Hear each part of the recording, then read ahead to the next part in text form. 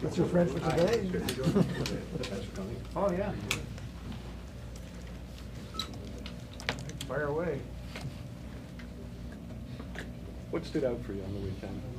Compete was really good. You know, it's a young, enthusiastic group. You know, we had 2 good days of practice and a little nerves that first day, I think. You know, 21,000, pretty special, pulling on the sweater for the first time for a lot of those guys. So, you know, the compete was good.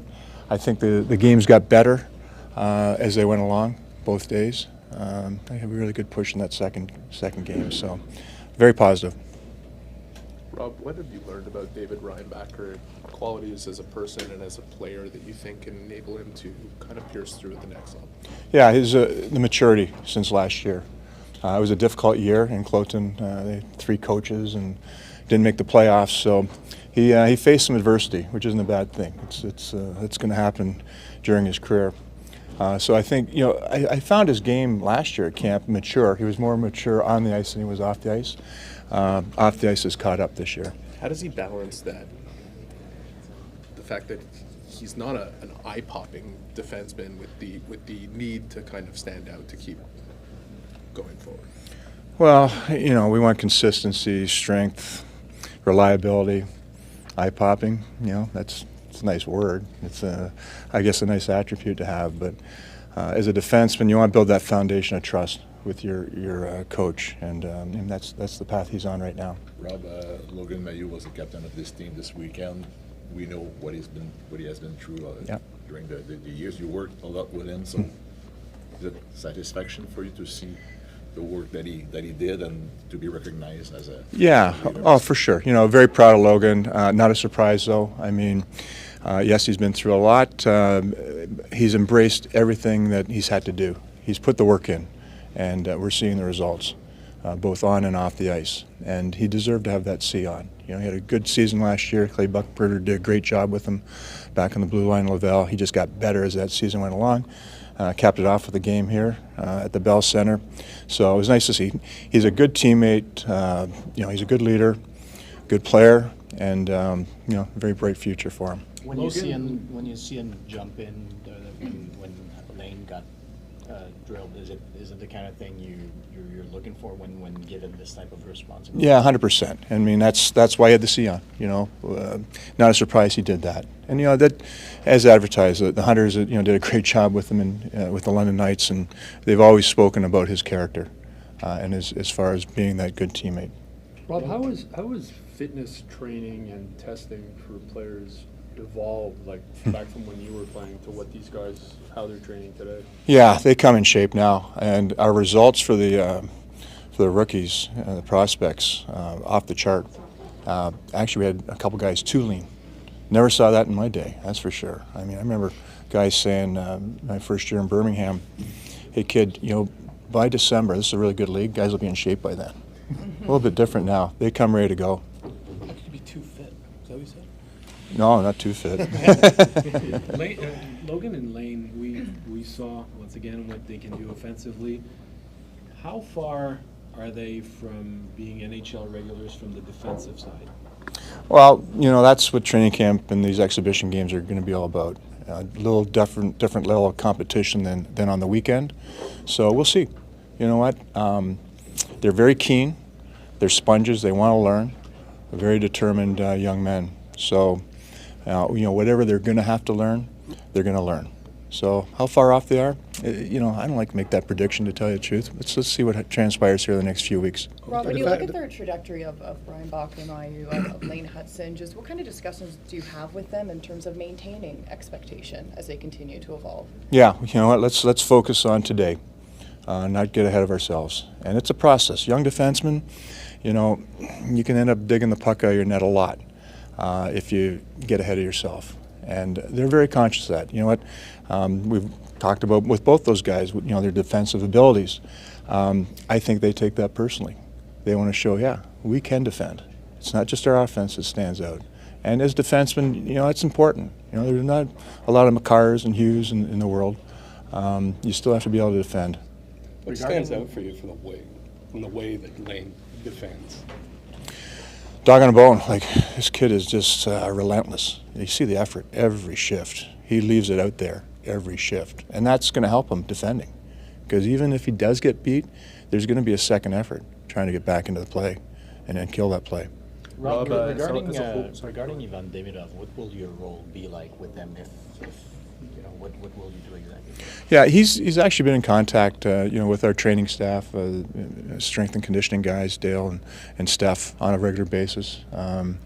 Another guy that's really keen, early, in his relationship with us, but he's very hungry. Nick Bobroff obviously, has a lot of communication with his coach. And what's going on in Russia. So, that's ever evolving also. Will you be in touch with him personally, or it's all up to Nick? And Yeah, no, we can.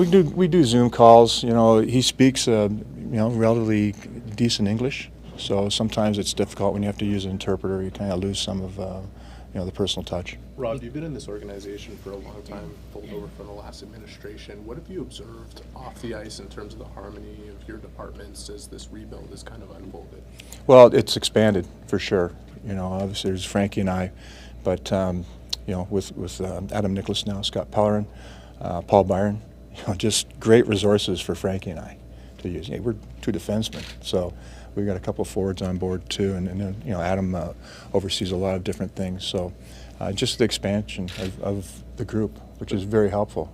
I meant more like, how is it blending with the other departments of the team, or how have you guys come together to build kind of, instead of silos, something that's cohesive? Well, it's communication, and that's, we do calls as a group regularly, touch base with each other, which after a weekend especially, we like to talk and, who have you seen?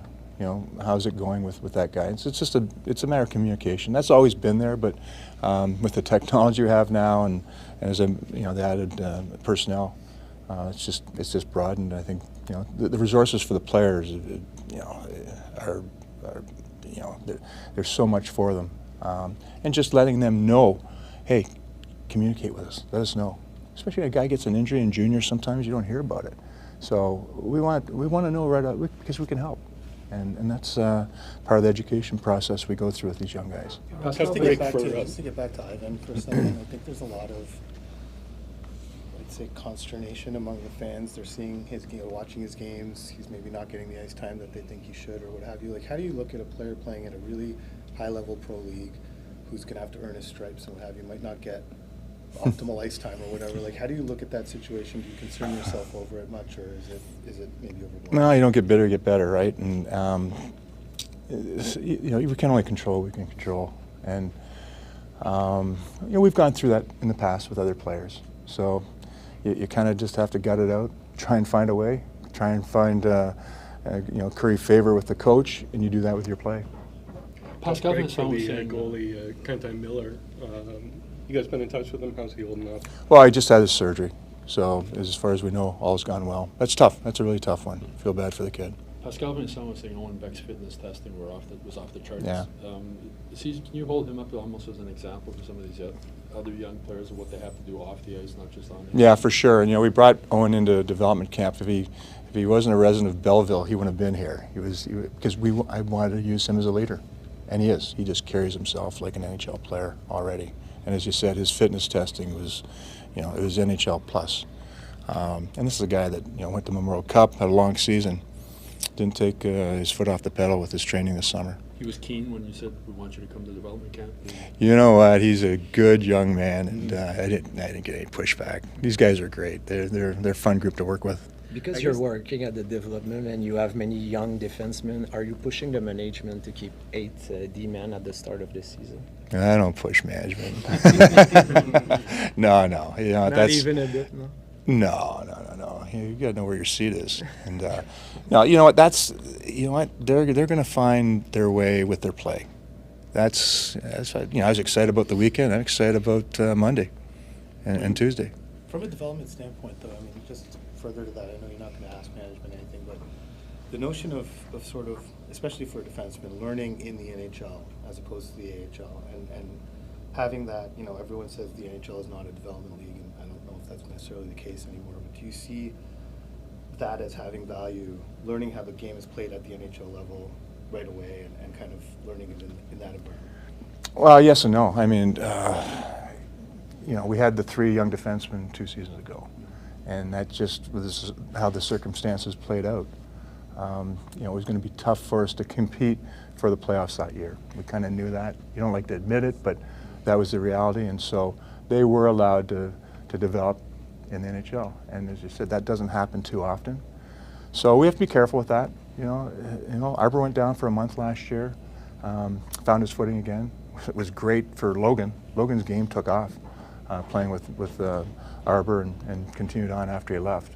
So there's hiccups along the way, and if they have to go down for a little bit, so be it. It's not punishment. It's trying to just help their development. Apart from Demidov, you have other Russian prospects in your organization. Have you seen any change in the way that you can communicate with those guys and supervise their development compared to how things were a year or 2 ago? It's always been a little bit difficult just because of language barriers and a lot of different things. So we're in a war situation. I mean, that's the reality of it. So you do what you can do. Where has Logan's game improved the most since you guys drafted him? Yeah, defensively, without a doubt. And the offense was there last year, but he defended better as the season went on. And as I said, he's very conscious of that and very proud to say, hey, I can defend. I want to defend. And, that's half the battle right there. Lane Hudson has so many sort of unique skills. Is there one that stands out to you the most when you watch him play? Oh, boy. Well, I mean, he's a jitterbug out there.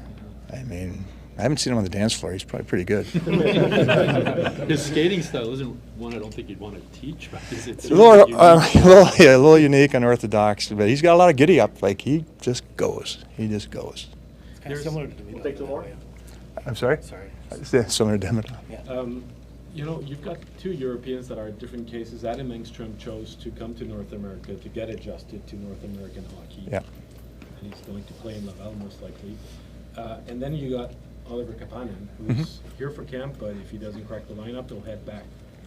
Yeah, so Oliver, spent his whole career up until this year in Finland, in Kuopio, playing the same organization. So it was a time to move on, get out of the house, so to speak, and go somewhere else. And so Timra was a great place. His dad is a GM there. Olli Jokinen is a coach who's done a great job in Finland coaching young players. And so that was the thought process, one step at a time. But we'll see.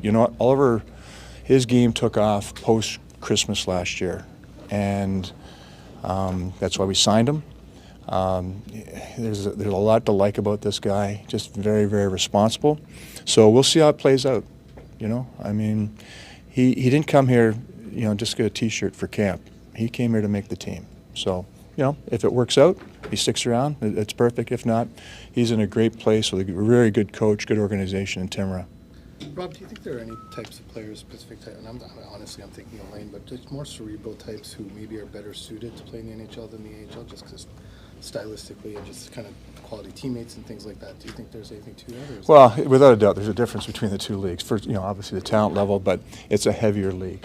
So to answer your question, yeah, it suits some guys better than others. Okay, thanks guys. Okay, merci.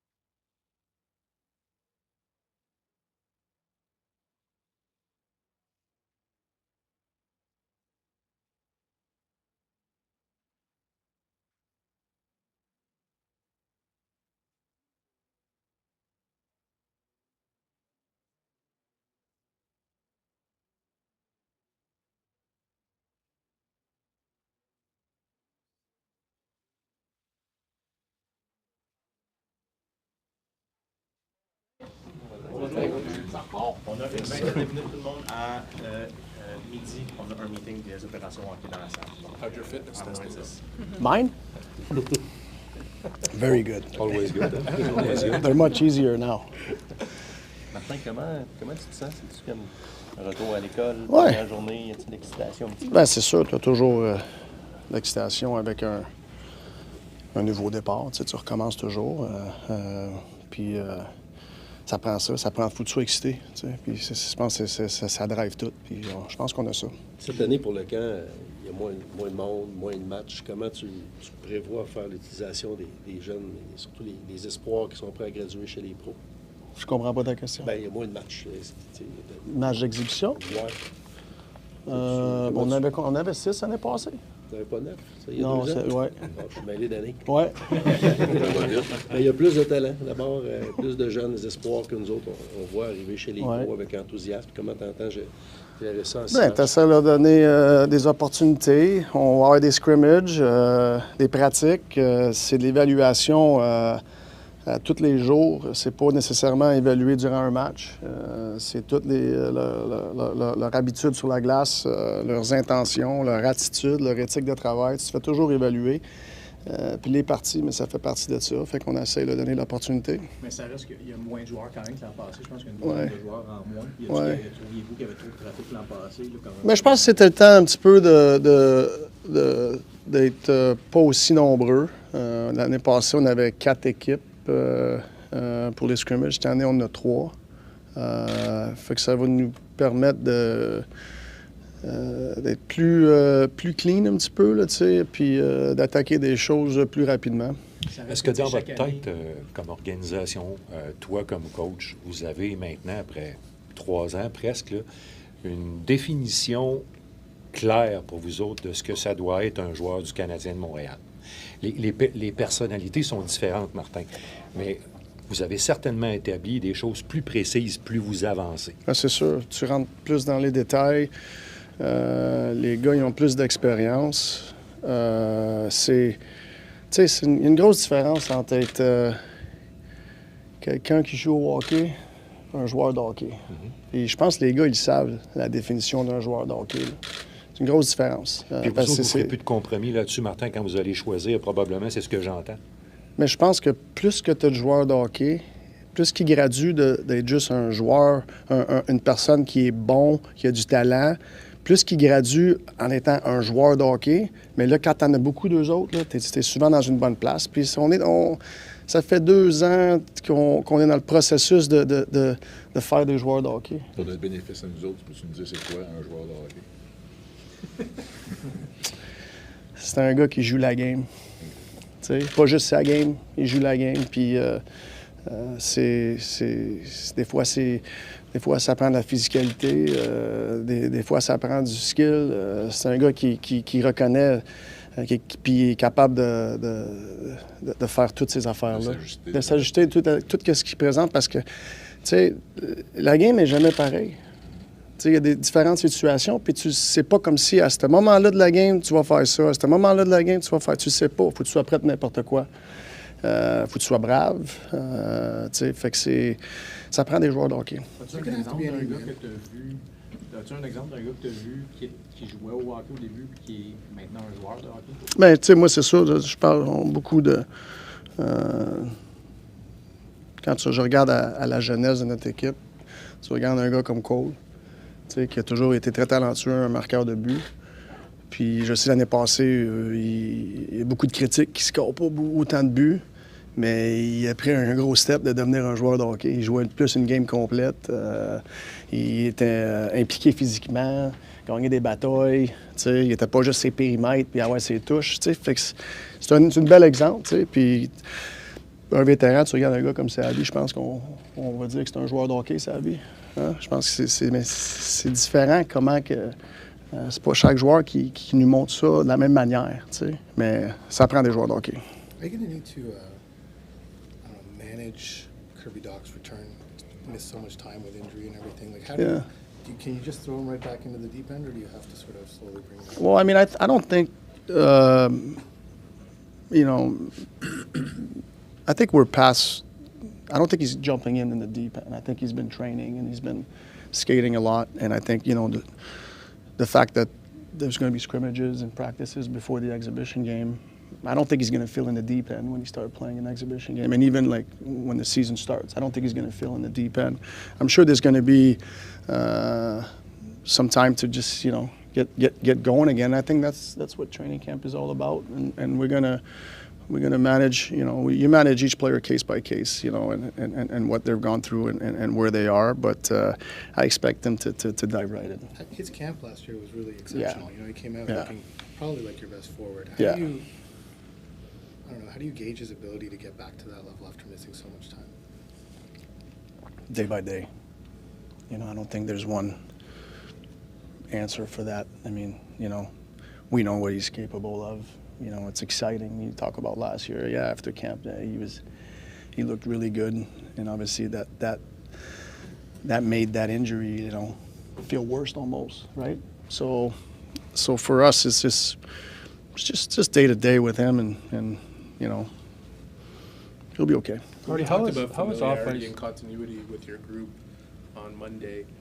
Does that enable you to use this camp as more of building chemistry with lines that you expect to see in the season versus the experimentation that we saw like this time last year? Yeah, I mean, I think you're always trying to, you know, build chemistry. You know, like last year we had Nui coming in, trying to figure out where he's going to fit. You know, training camp is definitely for that. I like the continuity, like I talked about, because, you know, the guys have a really good idea of how we want to play. You know, our team game, our collective game, they have a really good idea. Now, you know, there's probably a chance that we're going to make slight adjustment, but that's not going to be so different that they're like, oh, well, what do we do now? Like, I feel like that continuity, I keep evolving in that team game and really, like, get more detailed inside of it and you know, having higher expectation in those departments from everyone. I think it's going to benefit the group. So I really like that continuity piece. Marty, how has off-ice fitness training and testing evolved most or changed most since you were a young guy coming to the league?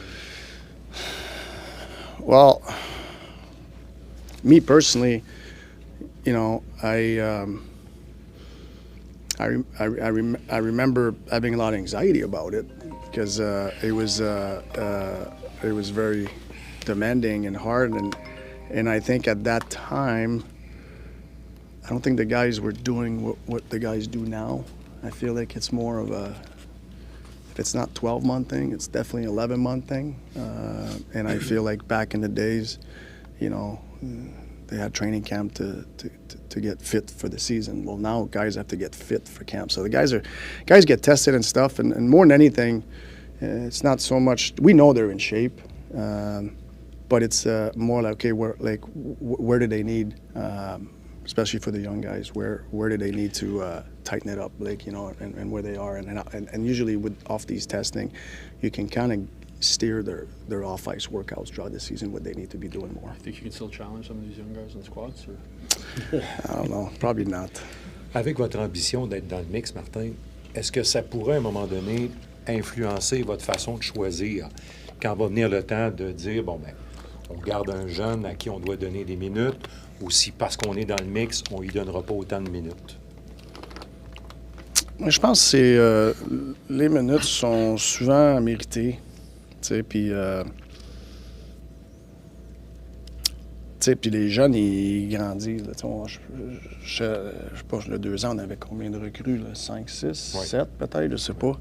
Mais c'était il y a 2 ans. Peut-être que les objectifs sont un peu différents. Oui, mais exactement. Ouais. Mais tu parles de responsabilité, de accountability, comment tu dis ça là, en français? Imputabilité. Oui. Tu sais, je pense qu'on en demande un peu plus de ces jeunes-là, qui sont encore jeunes, mais ils ont de l'expérience. Tu sais, pour moi, c'est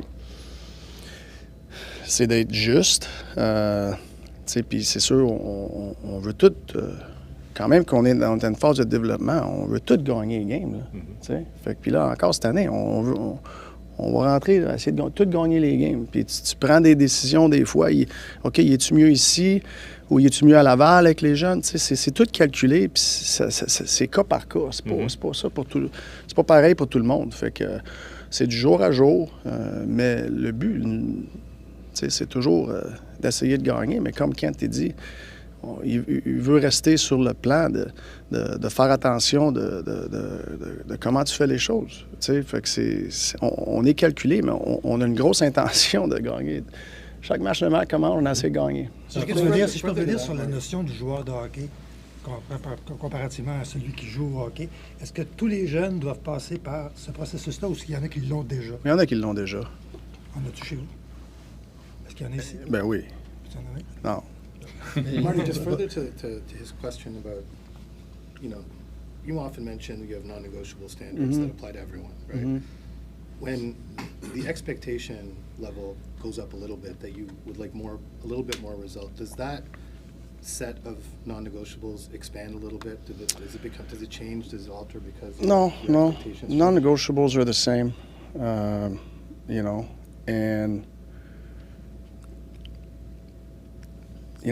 people are all, are saying, am I going to be tougher this year, or this and that? For me, I feel my players know that I always tell them my truth, and my truth this year compared to last year might be slightly different because we're further along. Okay, so to me, I try to be fair in what I expect of them. Do I expect more of them this year than last year? Absolutely. But again, that's for the team, but there's also the individual. I don't expect, the expectation on everybody is a little bit different. They're at different stage of their career and stuff. But the non-negotiable, that's across the line, so. Jonathan Kovacevic was talking to us last season, and he was saying how you have certain rules on the ice, and he had one shift where he knew he had broken one of your rules, and he felt terrible going back to the bench because he knew he had done it. Do you think the players now know on the ice your rules are clear enough that they all sort of have that reaction if they do something on the ice they know they're not supposed to do? I mean, I think they know what the non-negotiables are. In terms of the rule he's talking about, the game of hockey, besides the blue line and the penalties and all that, the game of hockey itself has rules. And the guys that understand the rules of the game, they're usually pretty good players. So we talk about those rules a lot inside our team concept and how we want to play. So I don't know if he was referring to that or if he was referring to non-negotiable rule. But, it's all part of it. And the more we understand the rules, whether the game is a non-negotiable, the better we're going to be. When a player is like that and feels bad, that must make you feel good as a coach, though? Well, guys care. Yeah, we have a really good group. We have a very selfless group, and you need that on a team. So, the guys care, and when the guy feels bad, but I know there's somebody very close who's going to pick him up. L'avantage numérique, tu vas jouer un grand rôle avec l'avantage numérique cette année. Tu as obtenu le renfort de Patrick Laine. Qu'est-ce que tu penses comme entraîneur-chef d'utiliser 5 attaquants? Je sais pas encore. Marty, outside of the competition on the blue line, which is obviously fierce, everybody can see there's a lot of names and numbers there. Where do you see the biggest competitions evolving over this camp year? Besides the blue line? Yeah.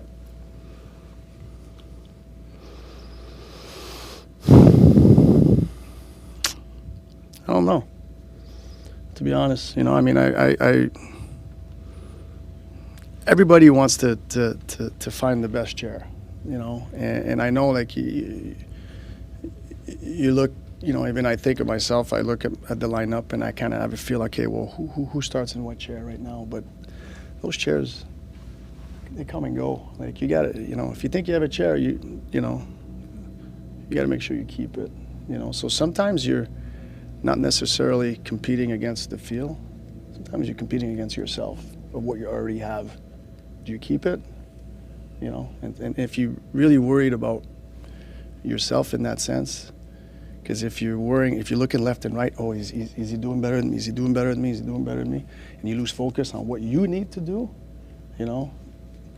that's not a good thing. So really focus on where you are and how do you keep that. On that blue line competition, there's obviously that's kind of the big talk of what's going to happen here in the next few weeks. There's obviously contracts involved, there's waiver eligibility, there's all sorts of non-hockey elements that go into whatever decision you're going to make. Like, how do you, and development, obviously, of the younger guys, how do you view balancing all those different factors out based, I mean, I guess separate from what you're seeing on the ice and what you feel might be a best fit for your team? Yeah, you know, I honestly, I try not to worry about that stuff. Usually things sort themselves out organically. I'm a big believer that people end up where they're supposed to be. So we're just going to let it play out. And I know at a point in time, there's probably going to be some hard decision, and that's a good thing, right? Because if it's just easy decisions, you know, you're probably not in a good place. Does it bother you when a decision has to be based on waiver eligibility, though? I mean, it's not, you know, pretty clearly last year you wouldn't have wanted to keep 3 goalies, right? And obviously Caden's waiver. Does it bother me? I don't think it bothers me. I understand, just being in the game so long, I understand that that's just the way it works. So for me, it's not something that I can control, really. So why would I let it bother me? I'm trying to do what I can control, and that's get my team ready, give everybody opportunity, help them out, and then people end up where they're usually supposed to end up. Marty, during your Hall of des derniers jours, le potentiel offensif de jeunes défenseurs comme Logan Mailloux, Lane Hudson, toi, durant le camp d'entraînement, est-ce que tu vas vouloir d'abord et avant tout qu'ils maximisent ce qu'ils peuvent donner en attaque, ou il y a un niveau au plan défensif où ils doivent te rassurer pour dire, OK, on sait ce que tu peux donner en attaque, mais atteins-tu le baseline en défense que moi je veux? Oui, c'est important. Puis ça, c'est jouer la game. Tu peux pas jouer ta game. Puis je me répète, là, mais c'est ça. Moi, je veux voir des joueurs de hockey qui jouent la game. Puis ça dépend. Puis de temps en temps, dans une game, mais on sait que Hudson a un talent offensif. Ça peut arriver dans ses 4 premiers chiffres. Des fois, ça peut pas arriver dans ces 4, mais il faut qu'il joue la game. Fait qu'il faut que tu sois prêt à n'importe quoi, mais faut pas si tu forces ça trop, mais là, tu prends soin d'une personne. C'est toi. T'sais? Si tu joues la game, tu prends soin de toute l'équipe. Marty, during your Hall of Fame speech, you thanked Marty Grill for teaching you the details of the game. What are I know the game's evolved over the years, but maybe what were those details, and are they still similar? Is it still similar to what you're trying to teach your guys today? Yeah. I mean, the game, strategically, the game has evolved. Skill level, the game has evolved. But I guarantee you that you go watch games in the 50s, 60s, I can point you out the same principles that the best players play with. You know, the rules of the game, I mean, maybe when they start, you know, when they had the red line in, you could make 2-line passes. It might change a few things, but like in terms of, you know, how to attack space, how to play in between check, like there's so many, it'd be the same. It is the same. Qu'est-ce qui te permet de croire ou de voir que vous en avez plus maintenant de compétition ici, à 24 heures d'aller sur la glace avec tous ces gars-là? Y en a-tu de la vraie compétition ici avec les jeunes, la qualité des jeunes qui sont là, les vétérans qui sont ici? Comment tu vois ça? Moi, je pense qu'il y a de la compétition partout. On a un groupe plus profond, plus mature. Tu sais, comme les gars sont plus vieux, 2-3 ans plus vieux. Puis, tu sais, les gars, ils compétitionnent pas juste pour essayer de voler une chaise ici, mais aussi pour pogner la meilleure chaise à Laval. Tu sais, ça fait que c'est la grosse compétition. Sont-ils plus talentueux, un petit peu, dans ce que tu vois, au fur et à mesure que ça avance? Ben, cette année, notre groupe est plus talentueux que l'année passée.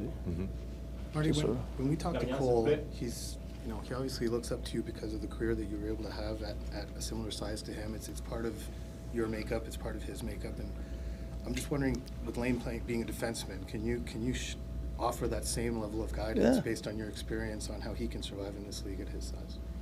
Yeah, I mean, definitely. I mean, I know I didn't play defense, but you know, similar size, you know, and probably a guy that coming in to the pros my college career, I kind of had the puck a lot.